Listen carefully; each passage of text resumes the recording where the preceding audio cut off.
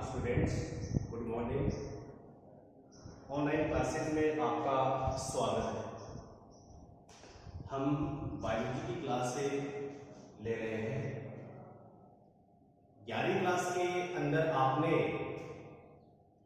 पादपों के 5 वर्ग पढ़े थे और वो 5 वर्ग कौन कौन से थे? शैवाल, ब्रायोफाइटा, टेरोफाइटा, अनावृत्ति और आवृतबीजी।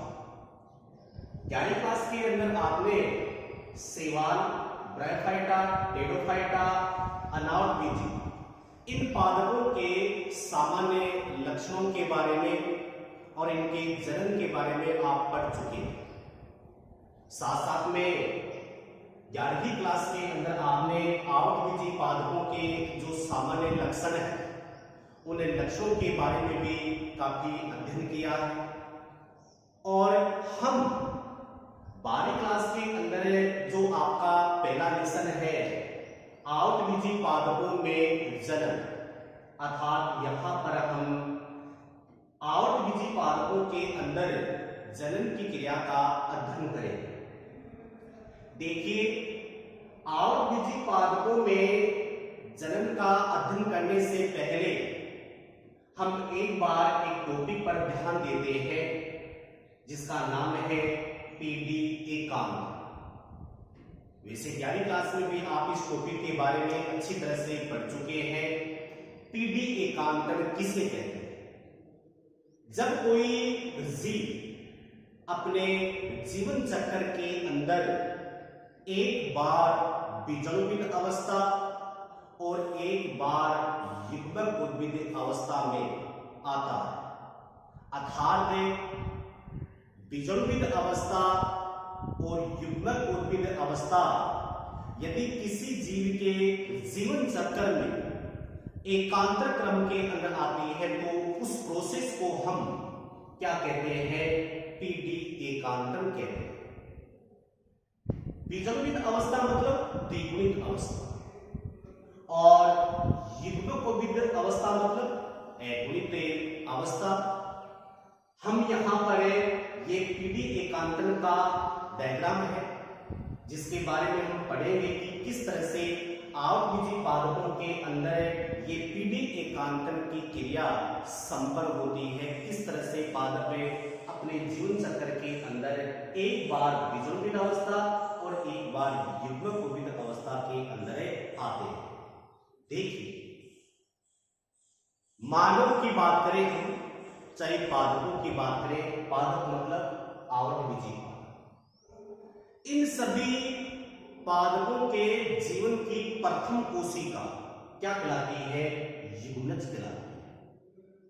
युग्मज का निर्माण नर युग्मक और अंड कोशिका इन दोनों के अंदर संलयन की क्रिया जिसे हम बोलते हैं निषेचन।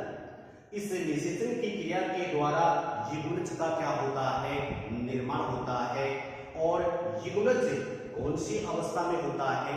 द्विगुणित अवस्था अर्थात बीजाणुविद अवस्था में। फिर युग्मज के द्वारा जैसे भ्रूण बनता है और जब भ्रूण का निर्माण हो जाता है तो उसके बाद किसकी रचना होती है? बीज। बीज भी कौन सी अवस्था में होता है? द्विगुणित अवस्था में। फिर इस बीज को हम भूमि में रोपित करते हैं तो बीज का क्या होता है? अंकुरण होता है।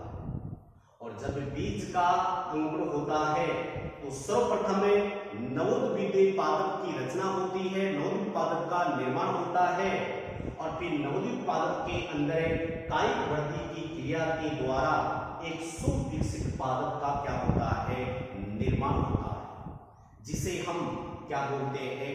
कायिक पादप। इस अवस्था के अंदर पादप के अंदर सुस्पष्ट प्रकार की जड़ें बन जाती हैं, तना बन जाता है, पत्तियां बन जाती हैं। और जब जड़, तना और पत्तियां ये सभी के सभी परिपक्व अवस्था के अंदर आ जाती है तो उसके पश्चात पादप कायिक के अवस्था से कौन सी अवस्था के अंदर चला जाता है? जनन अवस्था के। कौन सी अवस्था में? जनन अवस्था के अंदर चला जाता है। और जैसे ही पादप जनन अवस्था के अंदर आता है तो सबसे पहले पादप के अंदर पुष्पकलिका की रचना होती और उस पुष्पकलिका के द्वारा किसका निर्माण होता है? पुष्प का निर्माण होता है। आपने 11वीं क्लास के अंदर पुष्प का अच्छी तरह से अध्ययन किया है कि पुष्प के अंदर 2 चक्कर होते हैं, एक सहायक चक्कर और दूसरा आता है आवश्यक चक्कर। सहायक चक्कर की श्रेणी के अंदर बृहदल पुंज,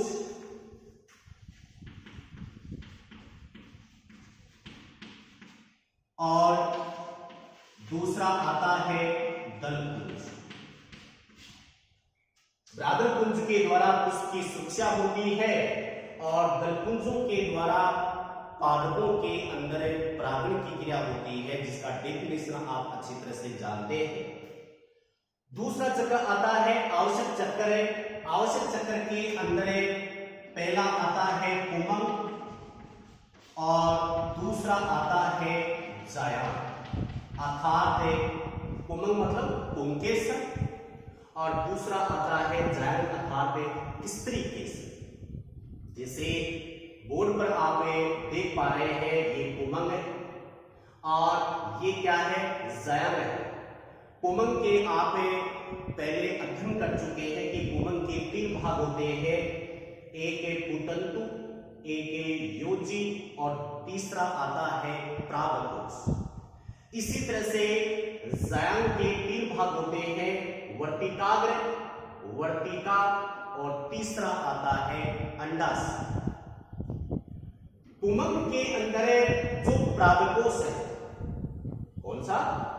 परागकोश। ये परागकोश नर जन्नांग अंग होता है, क्योंकि इसी परागकोश के अंदर नर युग्मों की रचना होती है। परागकोश के भीतर की तरफ लघु बीजाणु मात्र कोशिकाएं होती है। लघु बीजाणु मात्र कोशिकाओं में अणुसूत्री विभाजन की क्रिया के द्वारा लघु बीजाणु का निर्माण होता है और उन लघु बीजाणु के द्वारा फिर किसकी रचना होती है? परागकणों की रचना होती है। फिर इसके बाद परागकण के अंदर किसका निर्माण होता है? नर युग्मक।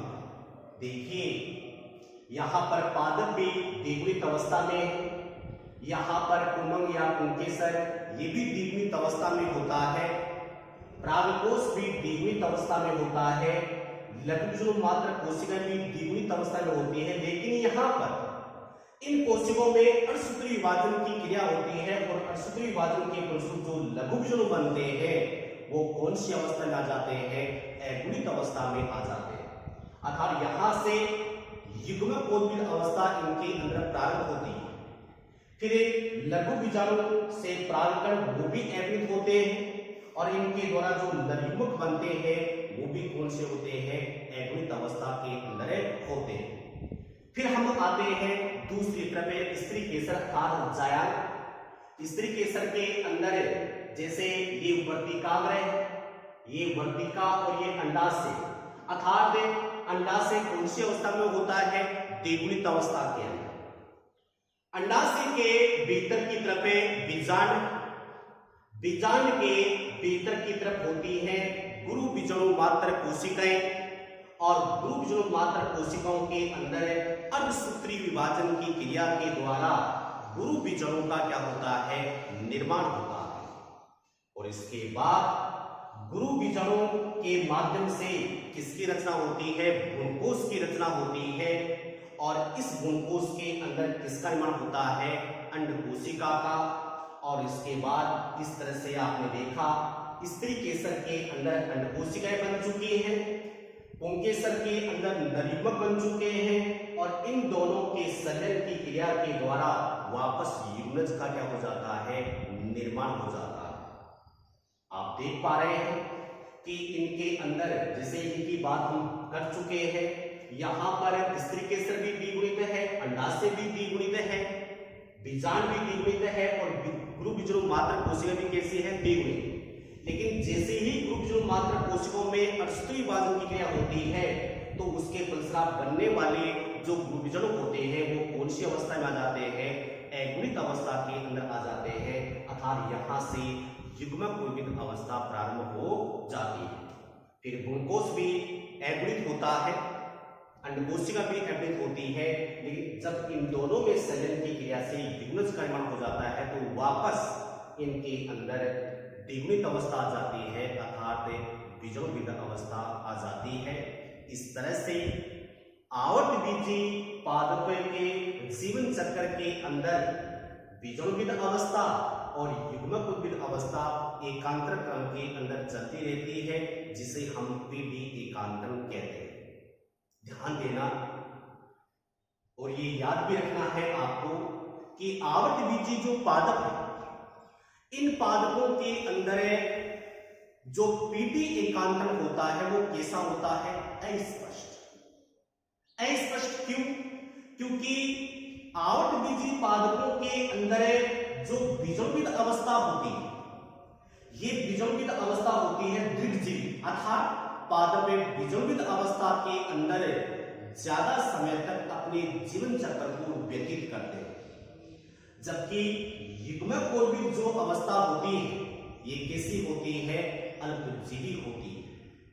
बीजाणुविद अवस्था दीर्घजीवी होती है और साथ साथ में प्रभावी होती है, और इसी अवस्था के अंदर पादप में जड़, तना और पत्तियों आदि का क्या होता है? निर्माण होता है। जबकि युग्मकोद्भिद अवस्था अल्पजीवी होती है, ह्रासित प्रकार की होती है, क्योंकि इस अवस्था के अंदर पादप अलग समय के लिए आते हैं।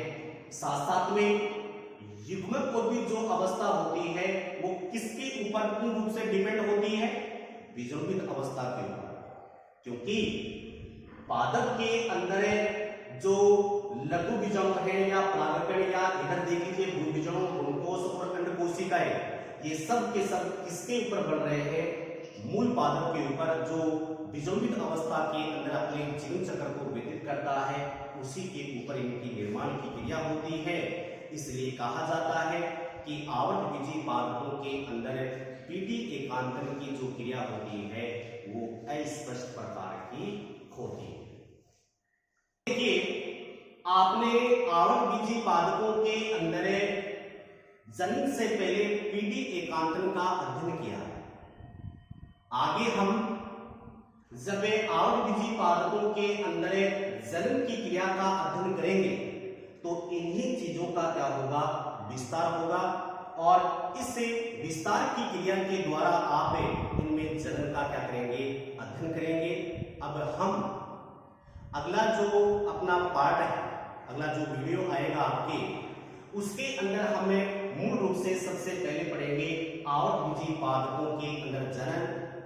वैसे आप लोग जानते हैं कि आवर्तबीजी पादपों के अंदर भी जनन के दो प्रकार है, एक तो है अलिंग जनन और दूसरा आता है लैंगिक जनन।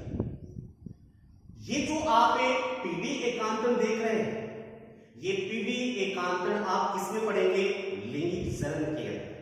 लेकिन इससे पहले हम पढ़ेंगे आवर्तबीजी पादपों के अंदर अलिंग जनन की, अलिंग जनन की क्रिया के द्वारा आवर्तबीजी पादप किस प्रकार से नई संतति का निर्माण करते हैं।